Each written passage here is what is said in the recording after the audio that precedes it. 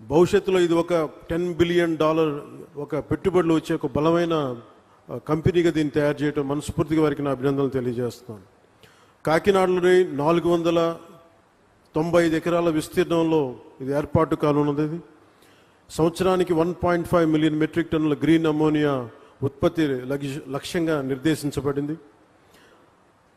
15,600 కోట్లు పెట్టుబడులు ఉండగా దానికి అనుసంధానంగా సుమారు $8 బిలియన్ అంటే దాదాపు 60, మన డబ్బులు చెప్పాలంటే 66,400 కోట్ల విలువైన రెన్యూబుల్ ఎనర్జీ పెట్టుబడులు కూడా భవిష్యత్తులో సాధ్యమవుతాయి.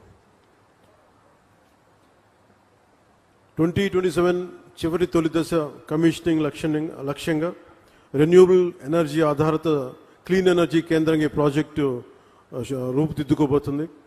ఈ నిర్మాణ దశలో మొన్న మధ్యన మాట్లాడుకుంటూ ఉంటే అనిల్ గారితో ఎంతమందికి ఉపాధి కల్పిస్తుంది అని అంటే, నిర్మాణ దశలో దాదాపు 8,000 మందికి, అలాగే ఆపరేషన్ దశలో దాదాపు 1,500 మందికి ప్రత్యక్ష ఉపాధి, పరోక్షంగా దీన్ని ఆధారం చేసుకుని కొన్ని వేల మందికి దీర్ఘకాల ఉపాధి అవకాశాలు సృష్టించి ఈ ప్రాజెక్టు మనస్ఫూర్తిగా విజయవంతం కావాలని దీనికి వ్యవస్థాపకులైన చైర్మన్ శ్రీ చలమలశెట్టి అనిల్ గారికి, మహేష్ గారికి మనస్ఫూర్తిగా నా శుభాకాంక్షలు తెలియజేస్తాను.